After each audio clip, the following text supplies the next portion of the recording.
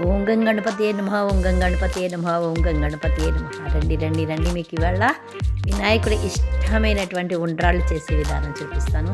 నేను తరచూ మేము జనరల్గా టూర్లు వెళ్తున్నప్పుడల్లా ఈ మధ్య కాలంలో అయితే తప్పనిసరిగా వినాయకుడికి ఉండ్రాళ్ళు చేసి పెడుతుంటానండి వెళ్ళి రాగానే. అది నాకు ఒక అలవాటుగా అయిపోయింది. నాకు చాలా సాటిస్ఫాక్షన్గా కూడా ఉంటుంది. ఆయన ఎప్పుడు మన వెంటనే ఉంటాడనే ఒక నమ్మకం. మనకి ఏ విఘ్నాలు కలిగించకుండా చక్కగా మనం అనుకున్న పని సవ్యంగా అయిపోతుందని ఒక నమ్మకం. మనము ఒక గ్లాసుడు బియ్యం తీసుకున్నాం అనుకోండి, దాన్ని కడిగి ఆరబెట్టేసి రాత్రే ఆరబెట్టేస్తాను. ఆరిన తర్వాత పొద్దున్నే తీసి అలా మిక్సీలో వేసి రవ్వ చేస్తాను అనమాట. ఆ రవ్వ మనకు తెలుస్తుంది కదా, ఉప్మా రవ్వ అలాగా కొంచెం రవ్వగా ఉన్నప్పుడు నేనైతే దీన్ని తిరిగి మళ్ళీ జల్లించనండి. అలాగే మొత్తం, ఎందుకంటే జల్లిస్తే అది కొంచెం పిండి వేస్ట్ అవుతుందని.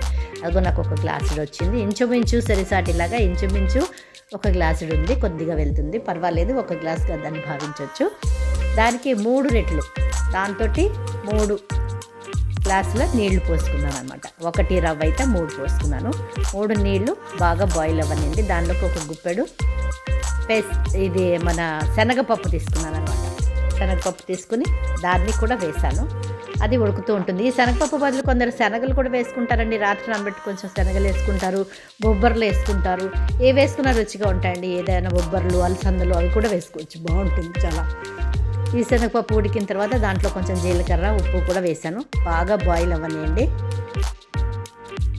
బాయిల్ అయిపోతుంటే అప్పుడు మనం కాస్త నెయ్యి వేయాలి. అంటే మనం రవ్వ వేసే ముందు కాస్త నెయ్యి వేస్తే ఆ చక్క విడివిడిలాడుతూ చక్కగా చాలా టేస్టీగా వస్తుందండి. వినాయకుడితో పాటు మనం కూడా తింటాం కదా, మరి వినాయకుడికి రుచిగా పెట్టాలి కదండి వీరికి ఉండ్రాళ్ళు అంటే. సరే, దీన్ని ఇలా వేసుకున్న తర్వాత రవ్వ కూడా వేసి ఒక 2 నిమిషాలు దాన్ని సన్న మంట మీద ఉంచి ఒకసారి మళ్ళీ కదిపి మళ్ళీ మూత పెట్టి ఉంచేయాలి. అలా 2-3 నిమిషాలు తొందరగానే ఉడికిపోతుందండి. సన్న మంట మీద పెట్టాలి.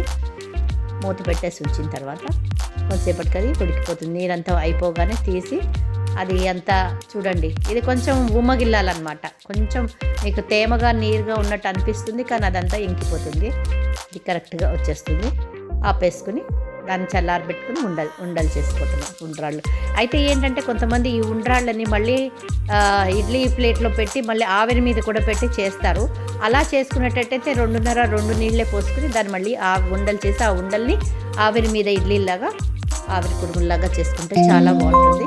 ఉండ్రాళ్ళు తింటే చాలా బాగుంటుంది. బ్రేక్ఫాస్ట్ దేవుడికి పెట్టేసి మనం తినేద్దాం. Like, share, comment please.